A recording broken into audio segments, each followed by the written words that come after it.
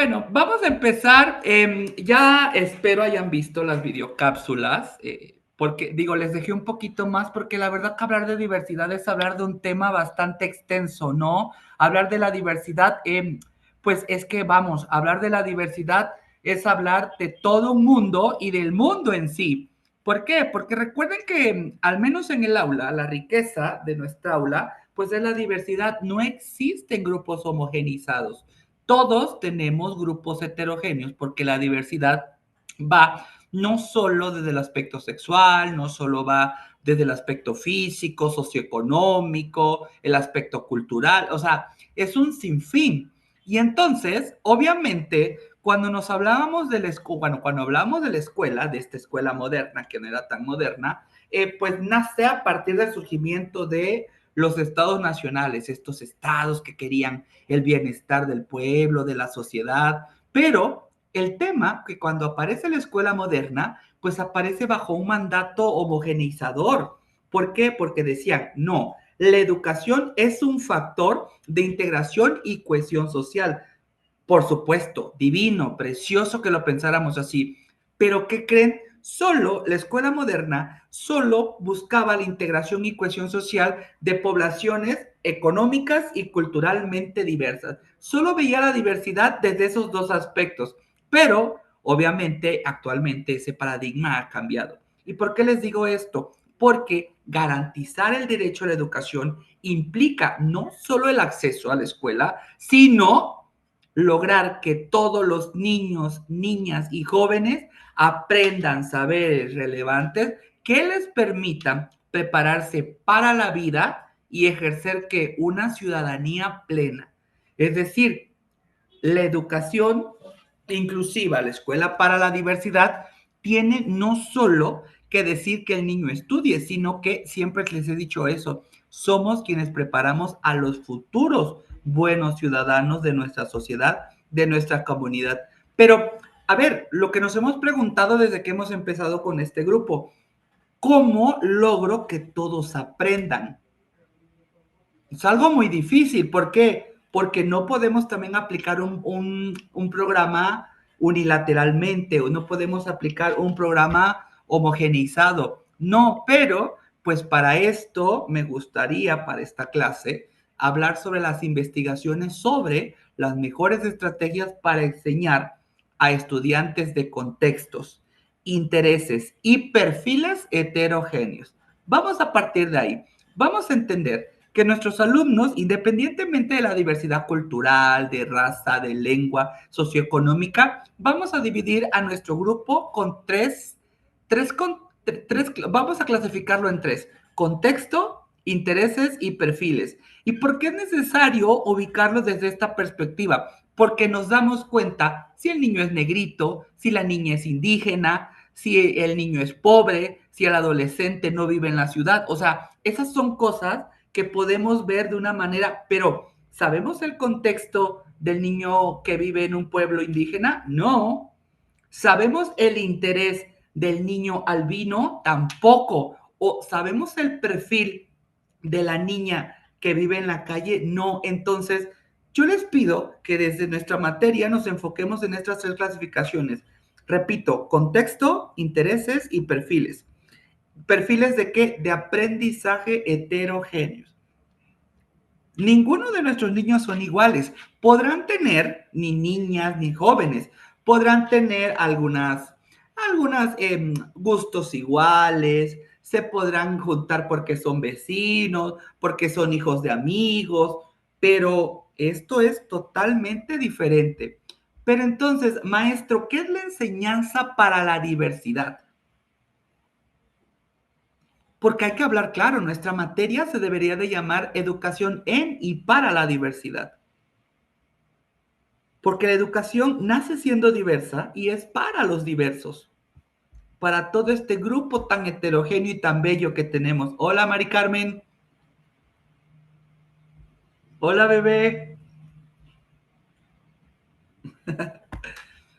La enseñanza para la diversidad, mis queridos maestros, se inscribe en el enfoque de la educación inclusiva. Hola, Mari. Por eso Hasta Buenas les... noches, maestro. Perdón por haber Hola, mi entrado vida. tarde. No se preocupen, aquí todos son bienvenidos, ya saben a la hora que quieran, pero es un gusto tenerlos aquí.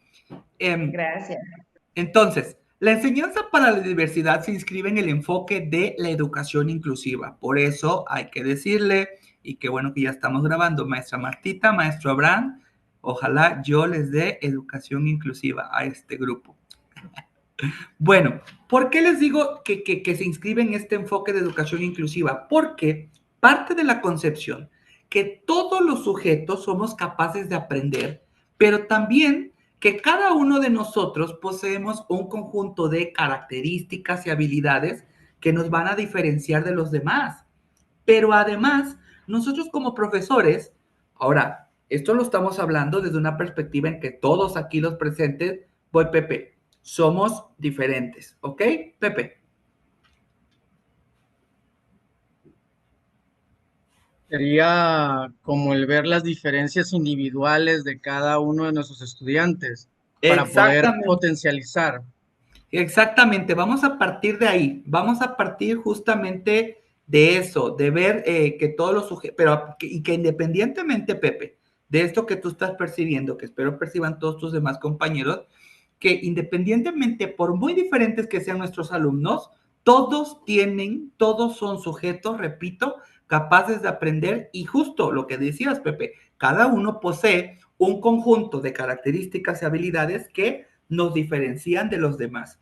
Pero ahora viene el papel de nosotros como profesor, porque nosotros debemos de ver lo que nos dice Pepe, que cada uno de nuestros alumnos posee capacidades y habilidades, características diferentes, pero que independientemente que sean diferentes, a cada uno de nuestros alumnos tenemos que estimularles y acompañarles para que con estas diferencias, con estas capacidades y habilidades que presenta cada uno de nuestros alumnos, puedan alcanzar su total potencial. Desde este punto de vista, la diversidad, ¿cómo la debemos entender? A ver, debemos de quitarnos la idea de que la diversidad es un obstáculo. No. Desde ahorita debemos de entender que la diversidad es una oportunidad para enriquecer los procesos de aprendizaje. ¿Qué propone el enfoque de esta enseñanza para la diversidad? ¿Qué es en donde nos tenemos que enfocar en esta materia? Bueno, propone que nosotros como profesores, como facilitadores, tenemos el deber y el trabajo de diseñar la forma de trabajar en la escuela, pero también en mi aula, con principios organizadores ya diferentes al modelo tradicional que brinda a todos lo mismo.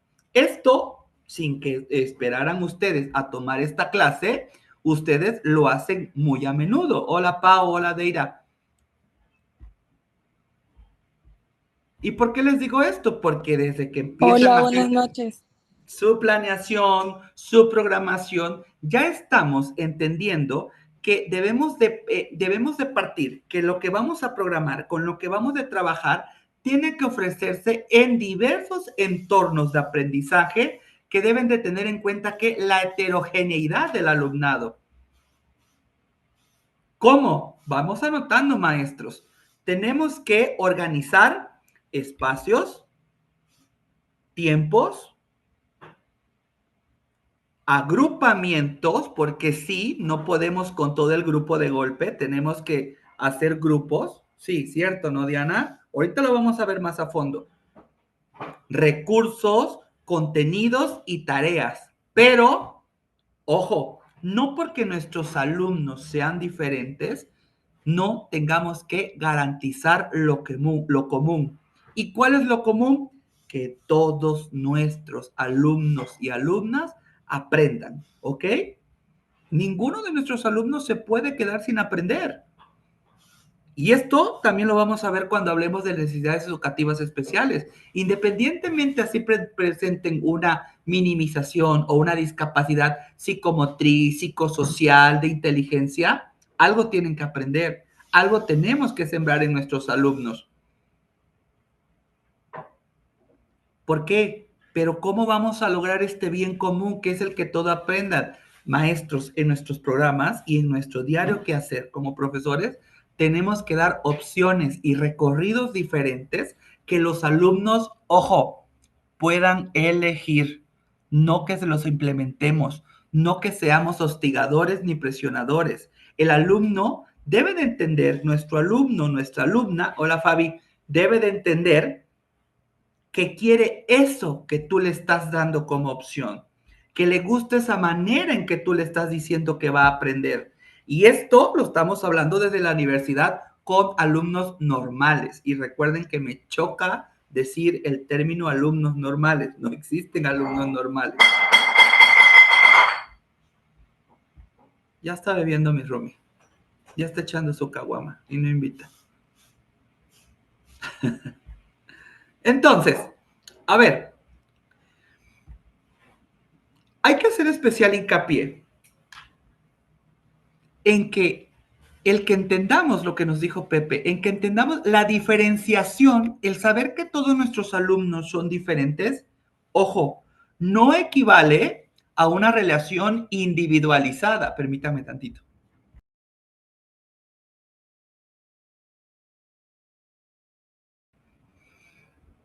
¿Y por qué les digo esto?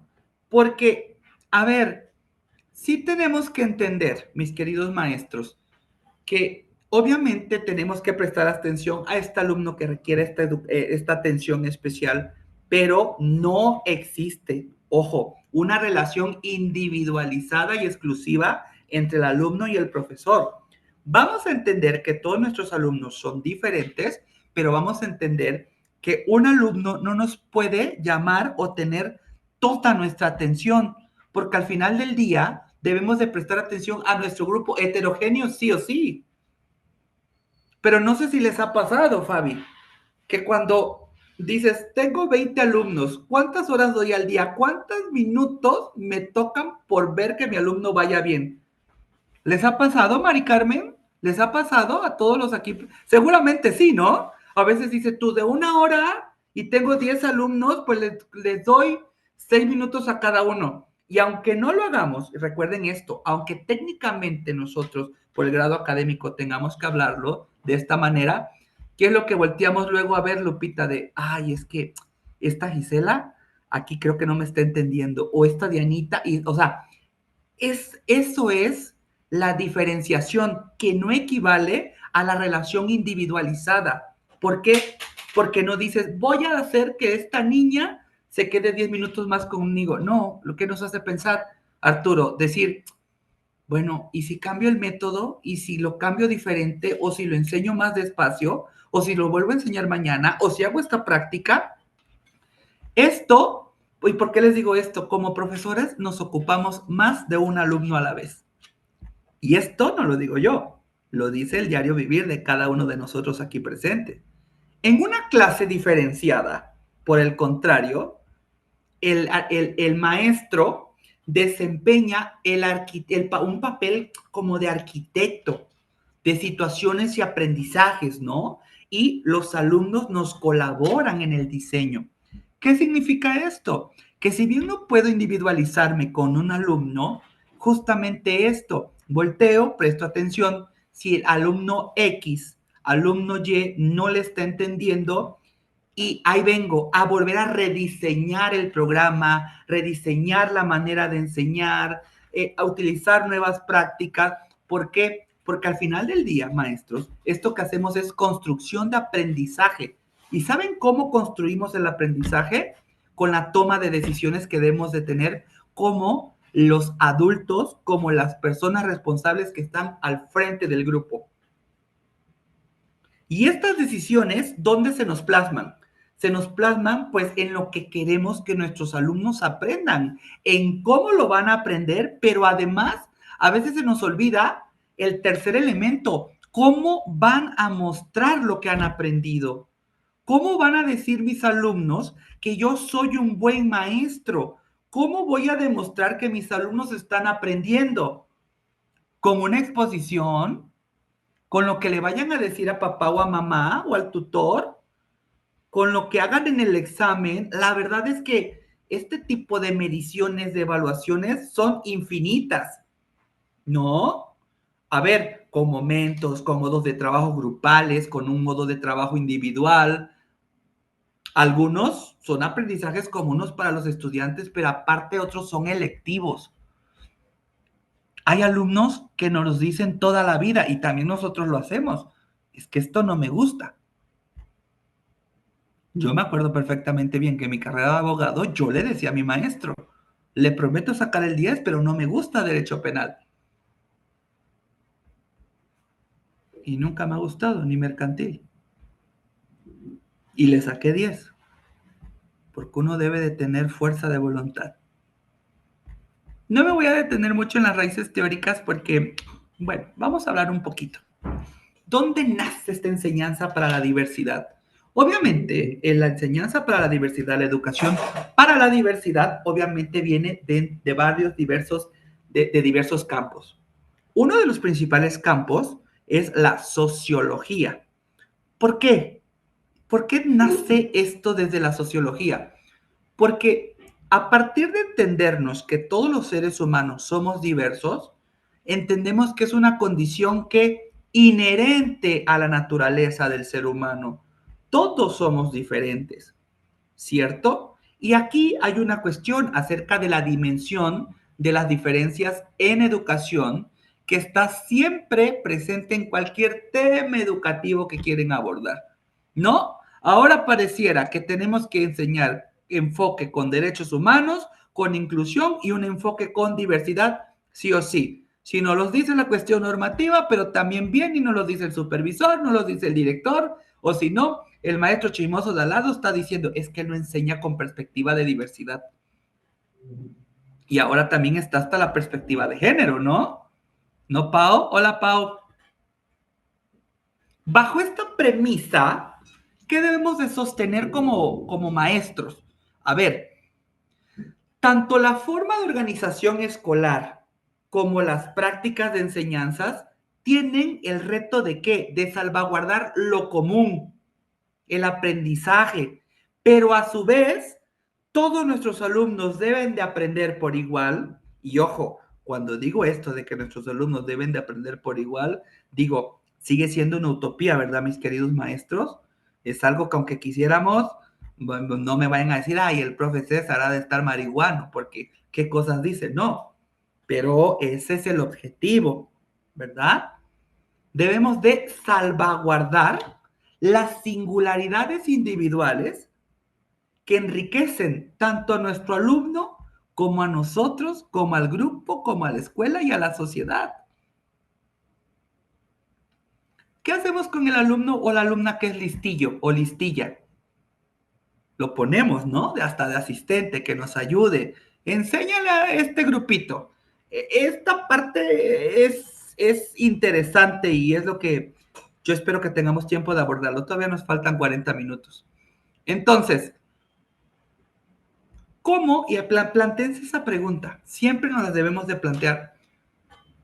¿Cómo le ofrezco a todas y todos mis alumnos las mismas experiencias escolares sin que esto se vuelva una norma? Yo creo que eso es la duda diaria, ¿no? Que tenemos como profesores. ¿Cómo le hago? Siempre estamos con ese miedo, ¿no? En decir, ¿van a aprender todos el tema que yo hoy les voy a explicar? O cuando termine de dar el tema, ¿será que estos hijos de la chingada lo aprendieron? ¿Cómo les pregunto? ¿Cómo los evalúo? Porque no tiene que ser una norma. No toda la vida es, mañana examen del tema. O el que no estudie, lo saco del salón. No, eso, vamos. Eso ya, digo, a veces es buen incentivo, ¿eh? Yo lo hago todavía. Yo lo hago todavía, pero no lo tienen que ver los alumnos como norma, ni nosotros como forma de engañarnos, porque muchas veces nos queremos engañar. Muchas veces queremos palomearnos nosotros mismos en decir, ay, ya, el 70% contestó bien, ya, bendito Dios, ya pasé el tema. No, no es así. Hay una autora, hay una autora, mis queridos maestros, que yo se las voy a recomendar, es argentina, es pedagoga, es Gabriela Dicker. Léanse y si pueden encontrar algunos PDF, se los envío al grupo, porque justamente Dicker habla mucho sobre esta cuestión de la educación para la diversidad. Porque Dicker nos dice, tu diario quehacer, tu alumno no lo tiene que ver como una norma, no tiene que verlo como un imperativo, no tiene que ver que tú eres jerárquicamente el que manda, ni debe de ver mucho menos el alumno que con tu forma de enseñar estás clasificando a los alumnos. Tu alumno te tiene que ver como un amigo y como el profesor que le va a ayudar a potenciar sus habilidades y sus características. Pepe. Se me figura como adaptar la experiencia de la clase. O sea, más que enseñar en igualdad, adaptar la experiencia de la clase como para que todos puedan acceder, participar y como aprender, ¿no? De una manera más justa. Sí, yo siempre les he dicho que justamente una cosa es el programa que hacemos y otra cosa es el diario vivir, o ya cuando tenemos el toro de frente. ¿Qué es lo que hacemos? Agarrar el toro por los cuernos. Muy chingón mi programa, muy bonita mi planificación. Y hasta dije yo, ay, en 2 horas me chuto este tema. ¿Cuál? ¿Cuál, hermano? Te llevas hasta a veces una semana para que lo aprendan. Pasa mucho en primaria, yo soy maestro de primaria con los proyectos. A veces los proyectos están diseñados, un ejemplo, para una semana, pero te puedes llevar un mes y medio en el proyecto, porque a veces una cosa te lleva a otra dentro del mismo proyecto. Sí, totalmente de acuerdo. Entonces es rediseñar, Pepe. Lo que tú nos dices es basarlo en el aprendizaje, es rediseñarnos. Nos rediseñamos nosotros como profesionales, pero también rediseñamos toda nuestra práctica, todo nuestro trabajo. Hay un campo también muy interesante dentro de la educación para la diversidad, que es el campo de la psicología del aprendizaje. Pero obviamente, al ser un campo dentro de la sociología, podemos hallar incidencias. En primer lugar, hay una teoría que me gustaría compartirles. Esta teoría se llama la zona de desarrollo próximo. Esta zona de desarrollo próximo considera que todo sujeto tiene 2 niveles de capacidad. ¿Sí, no, Diana? Ya lo ubicaste. Sí. El desarrollo real, que es lo que puede lograr nuestro alumno, nuestra alumna por su cuenta, y el otro es el desarrollo potencial, lo que puede lograr con ayuda y asistencia, perdón, de otro que sabe más. Muy bien, Diana, qué bueno que sabes sobre la zona de desarrollo próximo. Es de Lewinsky. Exactamente. Y la distancia que hay entre el desarrollo real y el desarrollo potencial, qué buen grupo, felicidades, me gusta. Es esto, lo que hay en una distancia en otra, es justamente la zona de desarrollo próximo. Y unos alumnos me han preguntado, maestro, ¿la deberíamos de aplicar? Hola Yoli, ¿la deberíamos de aplicar para... Buenas noches. ¿La deberíamos de aplicar para nuestra aula? Yo no les podría decir que sí, porque tampoco los quiero aprobar esto, esto y esto y esto, pero valdría la pena empezar a hacer este experimento, eh, pues laboral, ¿no? En que ustedes escogieran 3 alumnos. Siempre impónganse retos, mis queridos maestros. Siempre. Yo les decía a mis alumnos de la clase pasada, escojan 3 y apliquen esto y apliquen esto de Vygotsky, ¿no? Escojan 3 alumnos. Redescúbranse ustedes como profesionales qué pueden hacer, cómo llego de un desarrollo a otro desarrollo, cómo intervengo como facilitador en esta zona de desarrollo próximo. ¿No, Adelita? Sería interesante que pudiéramos hacer, no bueno, sí, un experimento. Al final del día ayuda, ¿no? Porque somos los que estamos al frente. Entonces, para aprender con esto de la zona de desarrollo próximo, fíjense, del desarrollo real al potencial, el alumno, el estudiante debe de recibir ¿qué? Una instrucción. Pero esa instrucción le debe de decir o debe de hacer saber a nuestro alumno cuál es su punto de partida. El alumno debe de saber si puede o no puede, o si tiene, o lo que decimos, si tiene el conocimiento básico, ¿no? Y una vez que el alumno ubica este punto de partida, yo como profesor le voy a brindar la ayuda, pero también las herramientas adecuadas para que pueda pasar de lo real a lo potencial.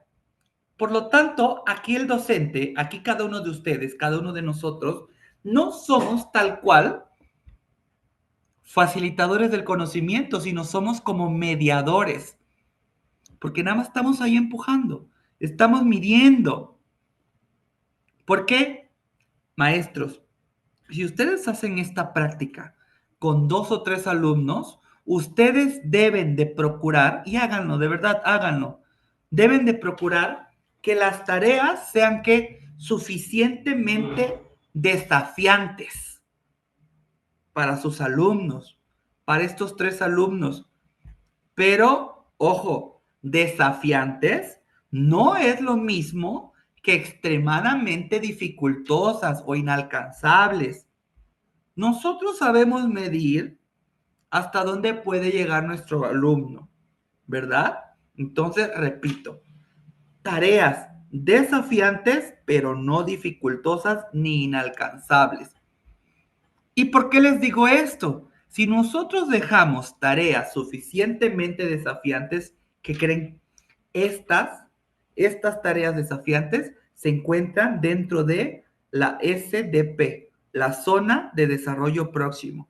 Sepan que el alumno la va a cumplir, va a llegar al objetivo final.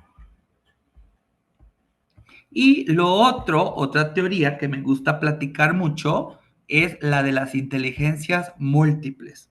Híjole, es que tenemos alumnos que, digo, a ver, no por eso, no por algo no estamos frente al aula, ¿no? Porque nosotros somos los chingones, los que sabemos. Soy Lupita Romero, que está estudiando maestrías en la Universidad Vasconcelos y estoy aprendiendo un chingo de cosas con mi profe César. Cosas chingonas. ¿Verdad, Lupita? Las raíces, eso, las inteligencias múltiples. Esta propuesta, por si la quieren estudiar un poquito más, la da Howard Gardner. Y concibe, sí, concibe la inteligencia, concibe a la inteligencia en un sentido amplio. Pero Gardner lo que nos dice es que esta inteligencia, no vayan a creer que es esta película de Lucy que le va creciendo el porcentaje y que ya después hasta te saca sangre y te levanta, te dice, no, no, no, no, no, no. Gardner no pensaba tanto. Bueno, sí, fue un fregón. Gardner decía que la inteligencia se concibe en un sentido amplio como, fíjense cómo concibe Gardner a la inteligencia fácil, y a veces es que nos detonamos tanto la cabeza definiendo, porque luego, ¿qué pasa? ¿Cómo defines a una persona inteligente? ¿Cómo lo definimos? ¿Cómo definimos solo a un inteligente? ¿Porque saca 10? ¿Porque se aprende todo de memoria? Puede que sean diferentes tipos de inteligencia, pero Gardner nos dice que la inteligencia es la capacidad de resolver problemas. Ay, no más. Quien resuelve problemas es inteligente. ¿Verdad, Diana? Pero además Gardner nos dice, espérate, pero no se es inteligente solo por resolver problemas, también es inteligente quien crea productos valiosos en un determinado contexto. Por eso, justo esto que yo les estoy diciendo, con las inteligencias múltiples, Gardner nos dice que hay inteligencias de tipo lingüística, lógico-matemática, espacial, musical, Pepe, corporal, sinestésica, naturalista, o naturalista, interpersonal e intrapersonal. Y entonces Gardner nos dice, desde esta perspectiva, todas, cada una de las personas con alguna de estas inteligencias, pero con distinto nivel de desarrollo, nos dice que no todos aprenden de la misma forma, ni en los mismos tiempos, ni tienen los mismos intereses y sobre todo no razonan de la misma manera. Qué chingona clase, ¿no, Mari Carmen? Estamos teniendo, porque estamos recordando mucho de lo que ya sabían. Pero entonces, ¿por qué tenemos que hablar de educación en y para la diversidad en la actualidad? Porque vamos, nuestra escuela, nuestra aula, cada vez avanza garantizando el acceso a la educación a poblaciones cada vez más amplias. ¿Quién iba a pensar solo hace 10 años que íbamos a tener a niños migrantes en nuestras aulas? Niños migrantes extranjeros. Y ahora es un derecho que tienen ellos como seres humanos. Sin embargo, la calidad educativa es, obviamente, por eso estamos aquí, por eso los felicito, porque sigue siendo un gran motivo de preocupación, tanto en nosotros, en investigadores, y en las evaluaciones internacionales, muestran que cuando se logra que todos nuestros estudiantes aprendan,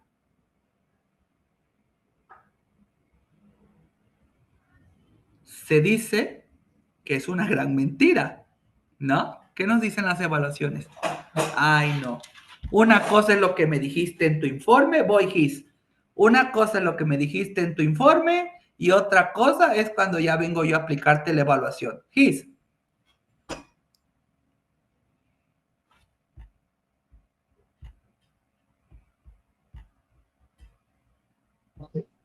¿Me escucha? Listo. Es que no le encuentro aquí en mi celular, Ya la encontraste. y ya le encontré Sí, aquí. no pasa. Levanten la Entonces, virtual o la mano. estoy escuchando muy atento, que estoy aquí trabajando, estoy escuchando muy Sí, ya vi atenta que estás su en lo tuyo, clase. pero No, también en lo suyo, maestro.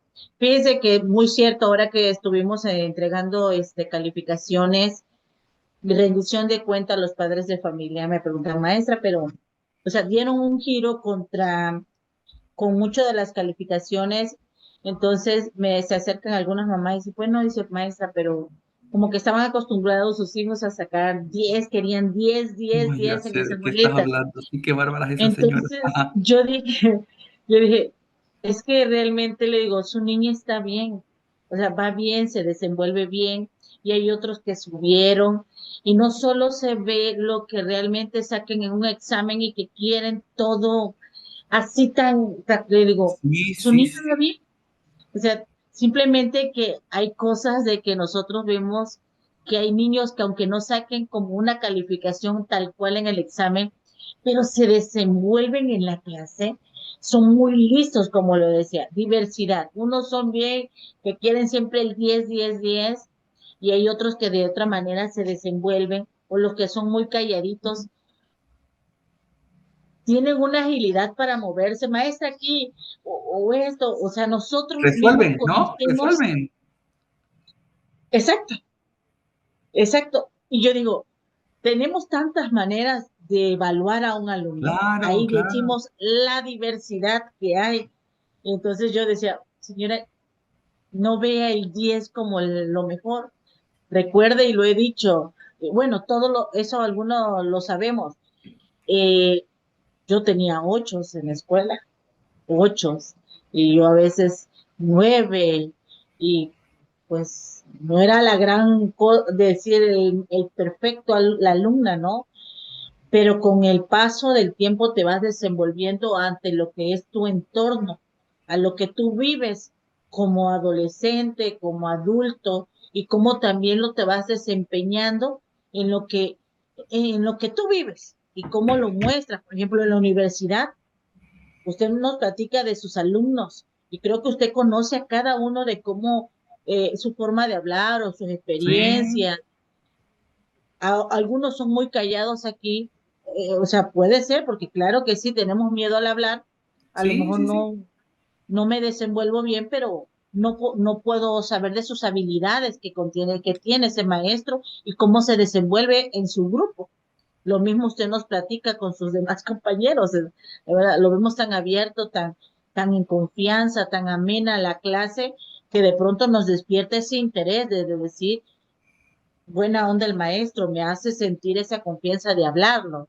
Y Claro. así un proyecto a veces lo veo en mis alumnos. Sí, totalmente de acuerdo. La verdad es que a veces las personas se pelean con el número y no valoran el desarrollo de justo lo que nos platicaba Gis. Por eso le dije yo, uy, ya sé de lo que me vas a hablar, Gis, porque voy, Adelita. Porque luego, híjole, los papás son que es el 10 o el 10, pero ¿por qué si mi hijo todas las tareas, entregó todo, hasta le puse más paga el pinche proyecto final y no es posible que... Pero ¿y el que te lo resolvió de otra manera o de una manera como tú querías? Porque claro, Gis, claro, maestro, nosotros también tenemos nuestra escala de medición, nuestros estándares de medición, y es muy válido. Y lo siento si no llegó al 10 porque no llegó a la cuestión satisfactoria de lo que yo esperaba, de lo que yo estandaricé para la calificación máxima. Pero eso, como dice Gis, como le dijo a la mamá, no significa que tu hija no sea buena. Significa que tu hija posee cierta capacidad, cierta inteligencia en donde hay que potencializarla. Muchas veces los papás pelean, pero no preguntan cómo apoyar al hijo fuera, porque creen que con ese 10 que Gis le hubiera puesto, con eso se quedaban contentos. Y recuerden que, híjole, esto de educación es una responsabilidad compartida, que no es de 8 a 2 de la tarde, sino es un 24/7. No, Gis, y que se complementa. Adelita, muchas gracias, Gis.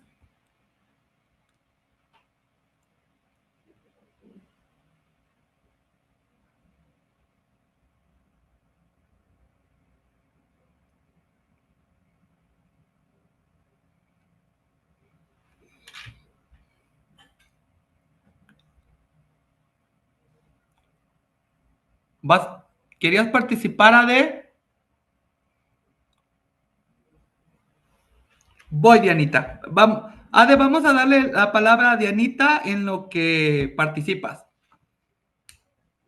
Ok, buenas noches, profe. Pues bueno, yo, poniendo un poquito lo que comentaba la maestra Gisela, yo voy a poner un ejemplo ya no en lo profesional como docente, sino en mi otra profesión como mamá. Yo tengo dos pequeñitos, entonces los dos son totalmente diferentes, creo que como todos los hijos, uno diferente a otro, ¿verdad? Pero en cuestión de inteligencia, yo los considero como que en el mismo nivel, pero con diferentes formas de expresarlo, de mostrarlo. Claro, claro. Voy, Pepe, después Entonces, contigo. por ejemplo, el mayorcito está en tercer grado, ya pasó a cuarto, entonces el mayorcito, desde que inició su primer grado de primaria, ha sido un niño de 10. El menor, se llevan 1 año, 5 meses, el menor está en segundo.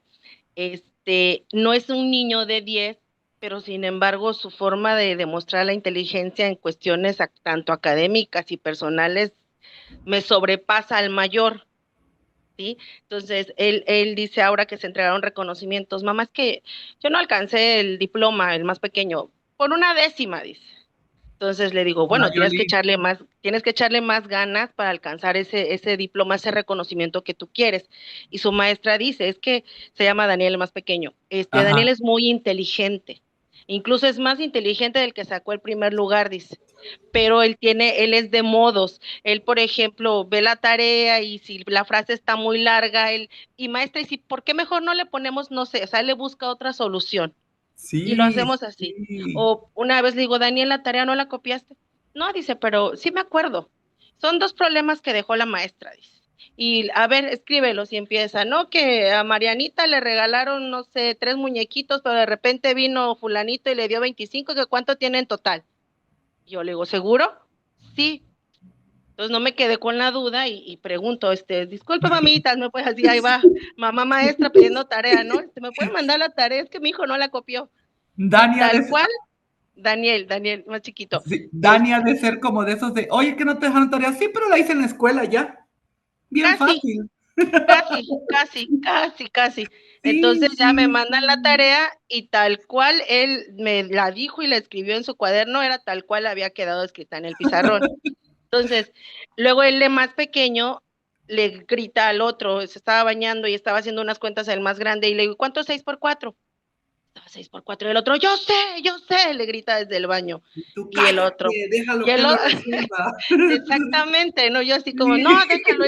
Y ya le grita 24, le grita desde el baño. Y ya nada más volteo a ver al otro y le digo, ¿te das cuenta? El más pequeño está más chiquito que tú y no es posible que él te pueda responder.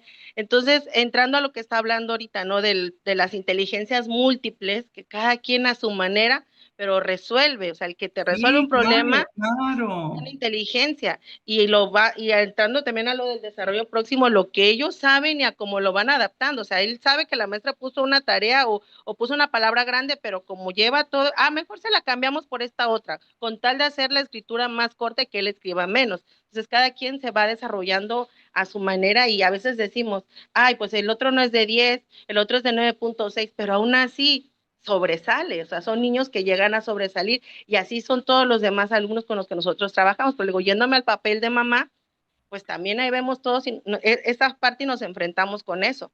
Sí, Eso sería claro. todo.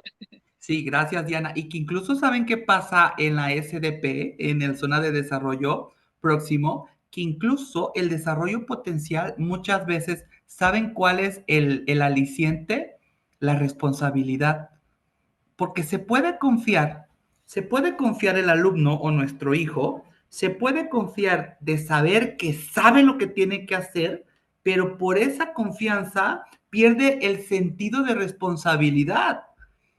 Por eso les digo, y ahora les cambio un poquito con esta perspectiva de Diana, Reini, Yoli, Mari Carmen, de que una cosa que es que sepamos de lo que es capaz nuestro alumno y otro hijo, y otra cosa es el ancho que le damos para que pueda desarrollar ese potencial. En ese ancho que le damos para pasar del desarrollo real al potencial, ahí vienen una serie de implicaciones, responsabilidad, como dice Diana, aunque yo sepa que es muy listo, tengo que estar ahí presente. El maestro tiene que estar como mediador, mis queridos maestros, siempre de esta ZDP, perdón. Pepe, ¿querías participar? Bueno, de lo que están platicando, lo que comprendo es como maestros salir de la parte de ser maestros de banquillo y saber identificar de nuestro grupo esa parte heterogénea y diversa y tener en cuenta que un número no, no, no marca la inteligencia de un alumno, ya que tenemos 8 tipos de inteligencias diferentes, aunque sabemos que todos aprendemos de manera visual, auditiva, kinestésica, las 8 están enfocadas en 2, en 3 o en una de estos tipos de inteligencias. Un ejemplo, no es lo mismo que, que digamos un naturista que un musical, porque el naturista va a ser más visual y el Claro, musical va a ser más auditivo. claro, por supuesto. Y el hecho de no Y que casarnos con incluso es el muy número, discriminado el musical, ¿eh? y es de los más hermosos, porque es lo que más nos gusta a todos, quien no escucha música. Claro, Y claro. por decir, un Luis Miguel tiene un audio, o sea, un oído para las frecuencias tremendo. Y así es como ese hombre, sus conciertos le da un plus tremendo, porque ha parado y dicho, no, bájale, o le hace señas a sus músicos.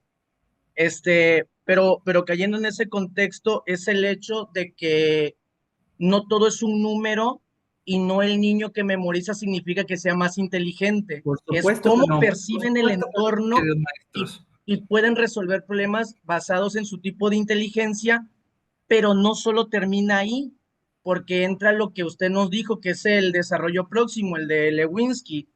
El hecho de que el niño tenga habilidades en algún tipo de inteligencia no significa que lo pueda potencializar a su máximo esplendor. Para eso tiene que tener como una orientación por parte de un mentor, de alguien que sepa más y lo maneje Sí, sí, para que sí, lo pueda sí. potencializar. Claro, claro, Eso es claro. lo que entiendo. Sí, por supuesto. Y es que, vamos, y es que ¿saben qué pasa? Que todavía seguimos ese tabú social del número, lo que nos comenta Gisela.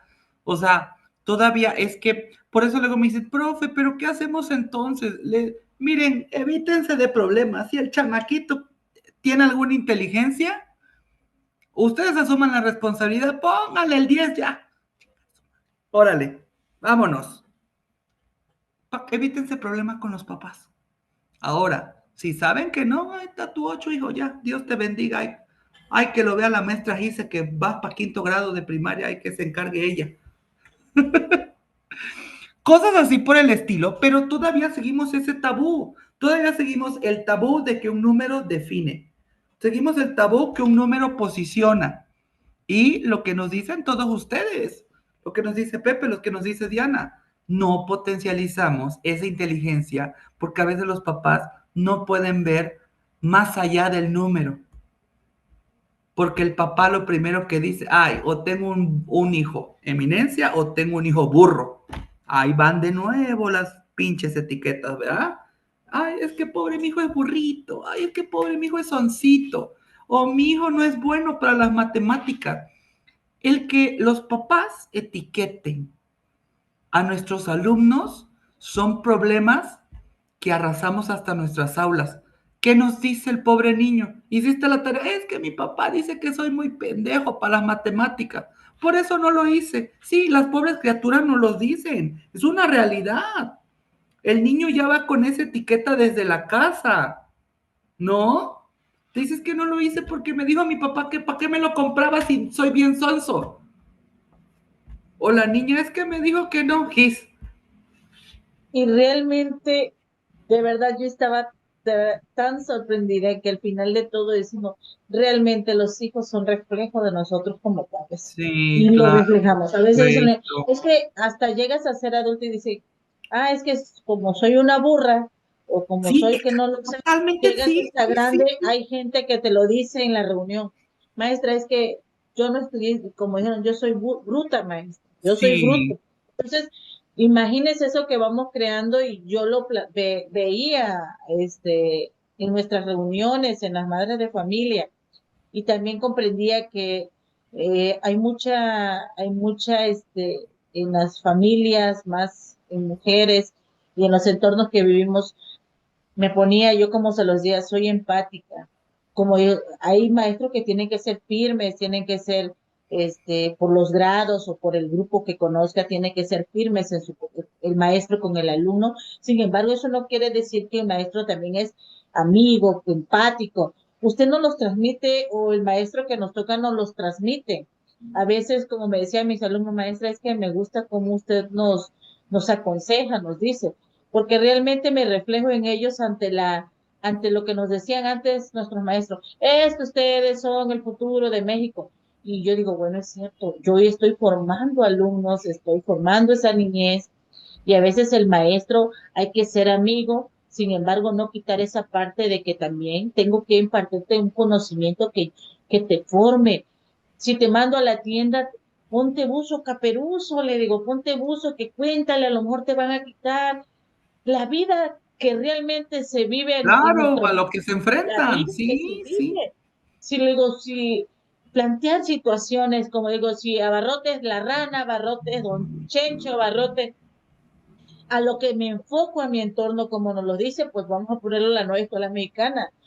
En eso es lo que yo me enfoco. Y me dio gusto que, a pesar de, como le digo, la pequeña huella o el pequeño cosita que sembramos en nuestros alumnos, que digan, Sí. gracias maestra, porque realmente nos dice las cosas como son, como nos preguntamos en la realidad. Y eso, le vuelvo a repetir, no en todos los maestros, porque no todos tenemos la misma forma de llevarnos bien con nuestros alumnos. Claro. A veces nosotros teníamos miedo en otras, bueno, no miedo, sino, ¿será que el maestro es así? O nos tocó un maestro que estábamos cargadísimos de trabajo en la escuela y estábamos vueltos locos con tanta tarea, de verdad, porque yo Ay, me sí, sí, estaba sí, sí. estresadísima. Entonces, ahí es donde yo digo, no, ya el profe Castillejo lo conocemos, o tal maestro lo conocemos, pero nos dan esa pauta de, ay, ese respiro, sin embargo, estamos aprendiendo. Sí, Yo claro, digo, por sí que estamos supuesto. aprendiendo. porque nos abre la realidad que vivimos hoy en día con nuestros alumnos. Sí, por eso les decía yo, o sea,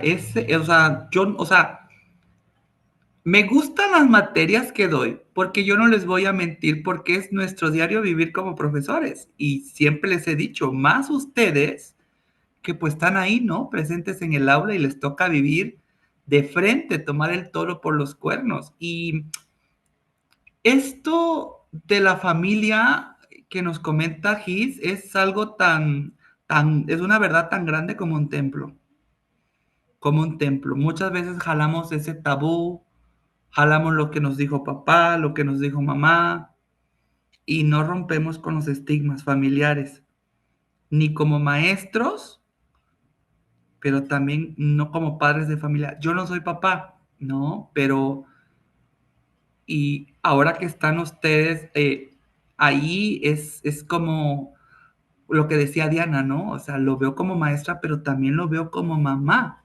O sea, estoy consciente de lo que son capaces mis hijos y de todo, ¿no? Y de saber de que le tengo que también poner atención, porque es muy, muy interesante lo que dijo Gisela y me tocó una hebra muy sensible de decir, es que yo no estudié, yo soy burro, ¿no? Mi papá sí me decía cuando iba a mis juntas. Mi papá no sabía ni leer ni escribir. Yo le enseñé a mi papá a leer y escribir cuando yo iba en cuarto de primaria y es un orgullo de decir, no, papá, vamos a romper con eso. Y o sea, aunque ustedes tengan hijos, pues también rompan con eso, con lo que les dijo a ustedes sus papás, sus abuelos, sus tíos, ese maestro Cuyello, que les dijo, nunca vas a hacer nada en la vida, o rompan con todo eso, rompan, porque sí, lo que decíamos al principio, estamos creando a los buenos ciudadanos, estamos creando a la gente que vamos a dejar para hacer una sociedad, pero también nosotros formamos parte de esa sociedad. Y es un compromiso que debemos tener a nivel personal y a nivel profesional. Por eso les digo, yo la verdad aplaudo muchísimo. No sé, a mí me gusta la gente que se supera, la gente que sigue estudiando, la gente que pregunta, la gente que rompe, la gente que interrumpa al profesor, la gente que piensa diferente, porque no hay verdad. Recuerden, no sé si se acuerdan alguna vez que se los dije, no hay verdades absolutas. Todo cambia. Incluso, incluso hasta lo que dábamos por hecho. Sí, José, de esos hay muchos, los que nos dicen, ay, tú ni vas a ser nadie en la vida. Ay, tú, mira, mejor te voy a reprobar desde ahorita porque pobre tus papás, les ahorro lo que están invirtiendo en ti. Sí, nos han tocado y siempre también cuando platico con profesores, con maestros, siempre les digo, no queremos ser ese maestro culero que nos tocó, ese maestro, ay, niños, perdón, esos maestros malas vibras que nos dijeron que no se podía, ¿no, Yoli? O que no nos dijeron a nosotros, pero nos lastimaba si se lo decían a nuestro compañero, a nuestra compañera, o si escuchamos que se lo decían a alguien más. Por eso nosotros tenemos que ser, recuerden, maestros por vocación, no por interés. Porque por interés generamos un ingreso, que no está mal decirlo, pero somos docentes, somos maestros desde el corazón, por vocación, porque nos gusta estar al frente, porque nos gusta enseñar, porque nos gusta saber que las cosas que estamos haciendo están impactando en cada uno, en cada una de nuestras alumnas, y que eso es lo que nos vamos a llevar. Y no pasa nada, Pepe, si de mañana somos maestros y en la noche somos taqueros. Aquí sí, aquí lo que importa es generar, ¿verdad, Lupita? Así es, Diana. Harta para. Más con dos Maestra, crías. perdón. Vamos a... Sí, de hecho, yo soy maestra y tenemos una taquería también.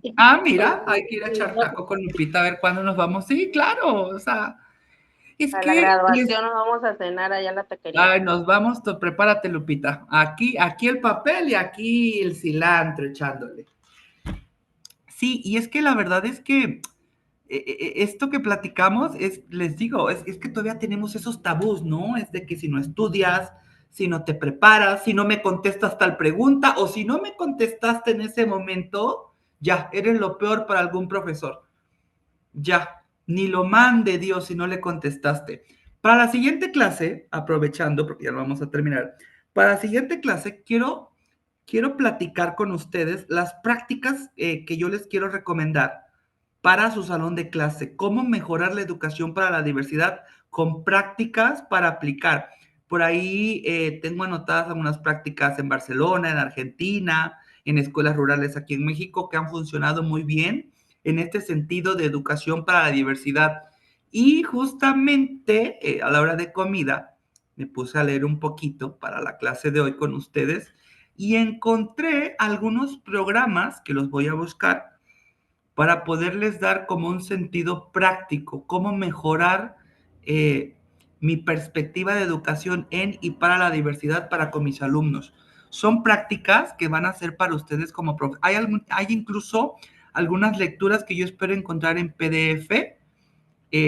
Hay un cuento muy bonito del niño de Juan, el niño Triqui. Es un cuento muy bonito que independientemente de la edad que tengan sus alumnos, también la podrían compartir con ellos para que los niños vean la perspectiva de la educación de la diversidad, porque no solo tenemos que aprender nosotros de diversidad, también tienen que aprender nuestras y nuestros alumnos qué es la diversidad, que sepan que viven y conviven con la diversidad a diario y que no es diverso el que es diferente a ellos, sino que todos y cada uno de ellos son diversos y por eso son valiosos.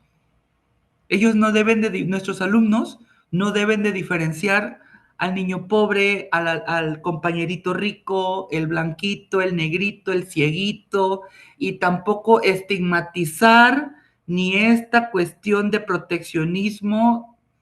Por eso me gusta mucho también la materia de educación inclusiva, porque justo hablamos de las etiquetas, de los estigmas, del proteccionismo, que muchas veces no deja nada bueno. Ay, cuida a tu amiguito porque, y todavía decimos, es cieguito, o cuídalo porque está manquito, o está cholenco, o cosas así, como queremos de hacer el proteccionismo, no va por ahí, no va por ahí. Todos nuestros niños, niñas y jóvenes son normales. Diferenciados, sí, pero todos son normales. Todos somos normales. ¿Por qué? Porque todos somos diferentes. Vamos a dejarle hasta aquí la clase, porque ya son las 10:01.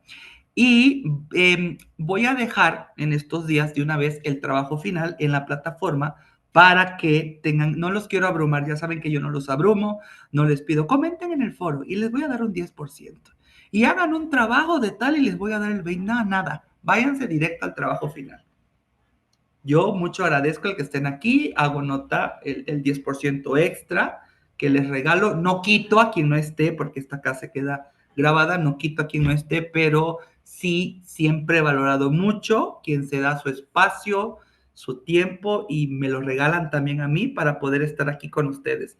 Entonces, ya creo yo que el trabajo final va a ser, no sé, luego me explota la cabeza, pero luego cuando recibo los trabajos de ustedes me la explotan más porque se pasan, hacen trabajos muy buenos que digo yo, es que hasta me siento un poquito tonto porque yo les pedí algo y estos maestros me acaban superando y esto me gusta mucho. Entonces, No levante yo el sé ánimo. que es... No Sí, levante el claro, ánimo no, a seguir. claro, por supuesto. Me da mucho gusto, la verdad es que, de Claro verdad, que sí. sí, me da mucho gusto, Socorrito Yoli, cuando les pido algo y me entregan otro producto y es mejor que lo que les pedí. Entonces, yo le digo, por eso le digo al rector, siempre le digo, no sabe, o sea, no sé, me da mucho gusto. También a mí me levantan el ánimo, el ver esos trabajos, el ver su dedicación, su responsabilidad, ver que aman lo que hacen y ver que están comprometidos con la educación de calidad, con una educación en y para la diversidad. Maestros, Muchísimas gracias, que tengan buena noche. Los abrazo desde Ciudad de México con todo mi cariño y mi corazón. Están aquí sin pagar renta. Nos vemos pronto. Y cualquier cosa, ya saben que estoy con ustedes en el grupo o de manera privada. ¿Vale? Que tengan Gracias, una bonita y maestro. buena noche. Muchas gracias, Gracias profe. por Un abrazo. Gracias, profe. Pasen buenas Adiós. noches. Gracias, maestro. Buenas noches a todos. Adiós.